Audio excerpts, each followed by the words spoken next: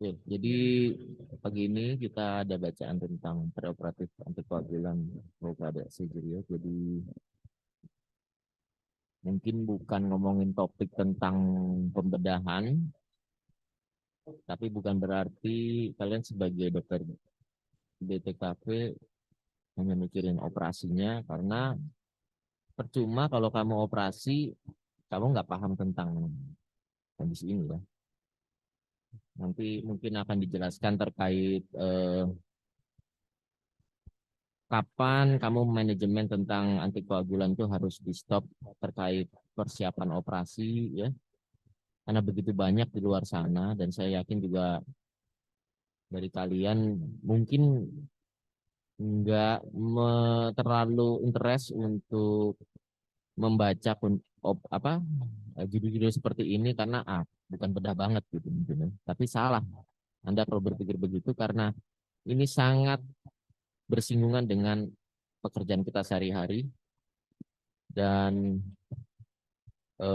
semoga dokter Merlinda bisa jelasin dengan lebih detail ya, karena kita begitu banyak ya obat, mulai dari heparin, mulai dari antiplatelet, mulai dari apa namanya jenis-jenis antikoagulan terbaru ya, NOAC ya, ini oral anticoagulation.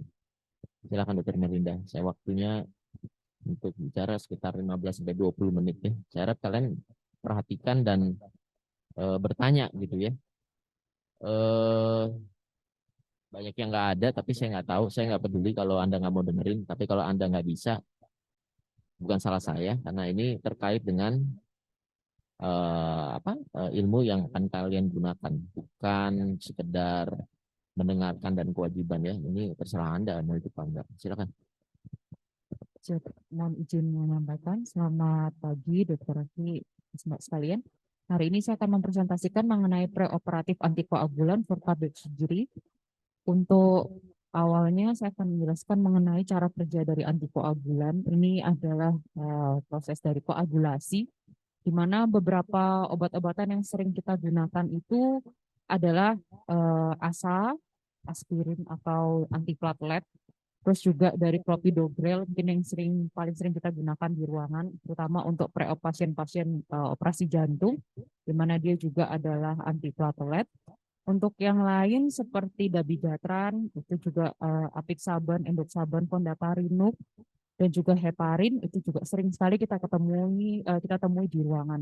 Jadi berikut ini adalah beberapa faktor dari koagulasi, di mana untuk vitamin K antagonis ini dia bekerja pada beberapa multi target, di mana salah satunya itu di faktor 7A. Terus juga dia yang ini menghambat dari faktor 9A. Terus untuk apixaban, endoxaban maupun fondaparinux ini dia bekerja di faktor 10A, di mana dia akan menghambat di sini tujuannya adalah untuk antikoagulan. Jadi untuk dabigatran di palirudin ini jarang sekali kita dengar. Terus juga ini merupakan anti faktor 2A, di mana untuk mencegah terjadinya clotting itu di sini ada heparin.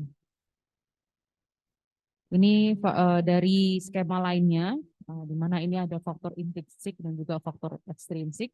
Salah satu di sini yang menghambat faktor 10A, itu ada rivaroxaban, sedangkan dabigatran ini menghambat faktor 2A, di mana 2A ini awalnya itu berfungsi sebagai pengubah fibrinogen menjadi fibrin, yang nantinya akan menjadi koagulasi. Ini secara spesifik cara kerja dari ASA dan juga clopidogrel. ASA itu sendiri dia itu nantinya akan Sebentar. COX. This is not antikoagulan, okay? Asa Antiplat, clopidogrel is not antikoagulan, that's antiplatelet. antiplat. Salah Ya, ya. dokter. Ya, dok.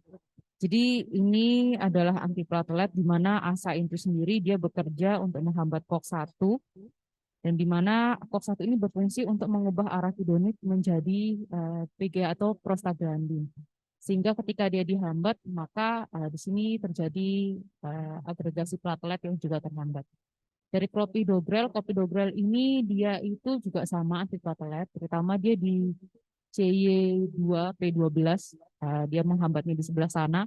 Dan itu dia itu menghambatnya half-life-nya itu lama. Jadi kenapa kok clopidogrel itu nanti berhubungan harus di stop 5 sampai 7 hari sebelum operasi, sedangkan ASA itu sendiri itu kenapa kok ada beberapa jurnal yang merekomendasikan dia untuk tetap diteruskan. Jadi di sini ada dua klasifikasi utama dari obat antitrombotik oral, yaitu ada antiplatelet, di mana dia itu mencegah agregasi, aktivasi maupun agregasi dari platelet, sedangkan antikoagulan itu dia menghambat pembentukan clot. Di mana yang paling sering kita gunakan itu adalah aspilet atau aspirin dan juga clopidogrel, yaitu tadi yang P2Y12 inhibitor, di mana juga ada beberapa obat-obatan lain, ada yang vitamin K antagonis dan juga ada yang direct acting oral antikoagulan atau DOACs itu sendiri. Di mana ada jurnal yang merekomendasikan untuk memeriksakan preoperatif itu adalah prothrombin time dan juga IMR, terutama pada pasien-pasien yang dengan operasi urgent. Ini untuk tata laksana preoperatif dari vitamin K antagonis, di mana di sini VKA itu dapat diberhentikan 3-5 hari sebelum operasi dan disarankan untuk dilakukan pemeriksaan IMR. Dikatakan aman jika IMR-nya di bawah 1,5. Merupakan salah satu juga bridging terapi dari heparin dan juga untuk operasi urgent di sini direkomendasikan untuk pemberian vitamin K. Jadi seandainya dia sudah mendapatkan vitamin K antagonis ini, sedangkan kita butuh untuk operasi urgent, disarankan untuk pemberian vitamin K. Nah, ini untuk tata laksana pemberian dari direct oral antikoagulan, di mana salah satu contohnya itu adalah apixaban, rivaroxaban, di mana dia itu menghambat dari faktor 10A. Beberapa pasien-pasien yang operasi jantung elektif itu disarankan untuk memberhentikan dari DOACs ini adalah minimal 2 hari sebelum operasi. Terus juga memang dia punya ada riwayat resiko untuk perdarahan, terutama dari mereka ini menyarankan untuk pemeriksaan plasma level, meskipun di sini sepertinya kita jarang untuk melakukan pemeriksaan itu. Untuk preoperatif antiplatelet itu memang seperti yang tadi saya bilang ada beberapa guideline yang merekomendasikan untuk aspilat itu tidak dihentikan tapi secara kontinus tetap diberikan karena dia memiliki efek untuk mencegah terjadinya iskemi dan juga dapat menurunkan morbiditas. Ini untuk operasi jantung elektif, kalau untuk clopidogrel itu dari jurnal manapun itu tetap rekomendasinya 5-7 hari sebelum operasi itu harus dihentikan.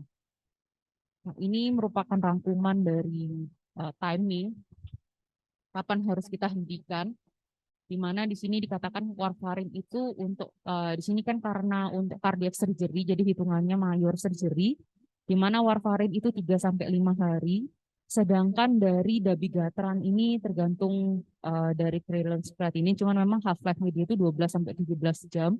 Untuk aspirin itu di sini direkomendasikan untuk terus dilanjutkan. Jadi usually continue. Meskipun untuk half-life-nya itu bisa 7-10 hari.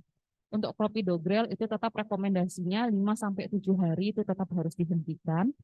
Untuk ticagrelor itu juga sama 3-5 hari.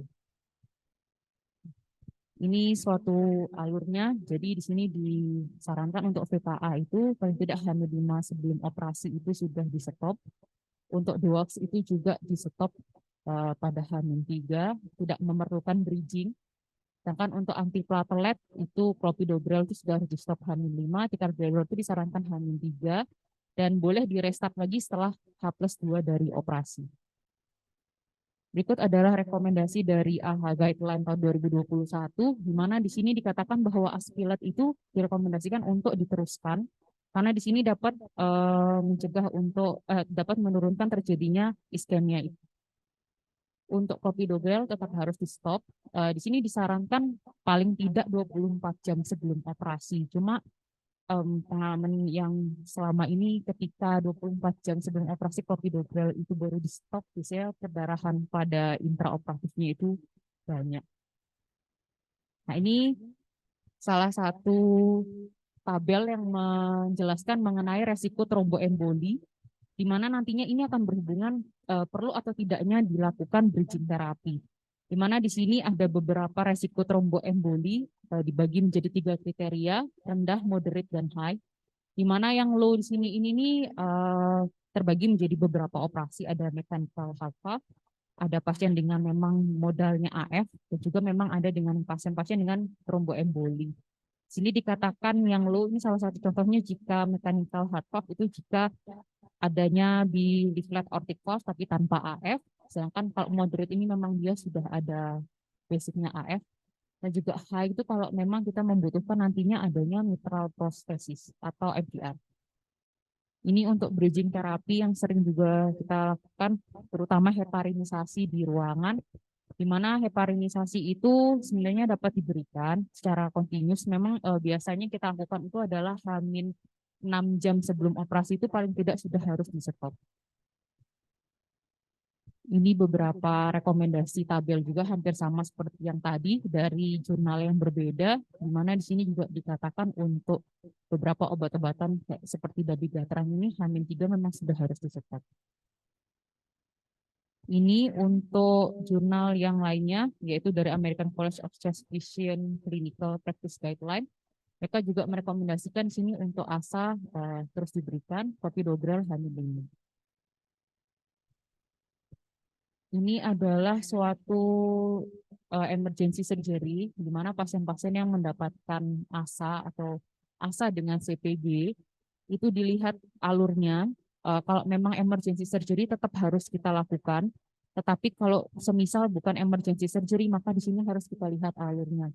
Apakah pasien itu butuh untuk PCI atau tidak? Kalau memang kita masih ada waktu untuk men-stop ASA, ya sebaiknya memang kita coba untuk stop. Tapi kalau semisal di sini tidak dapat dan ataupun dia elective surgery dengan pasien dengan dual antiplatelet, itu disarankan untuk stop dulu untuk ASA dan CPG-nya, di delay dulu surgery-nya, paling tidak setelah 5 hari baru kita lakukan operasi. Sekian dokter, mohon tambahan dokter. Oke.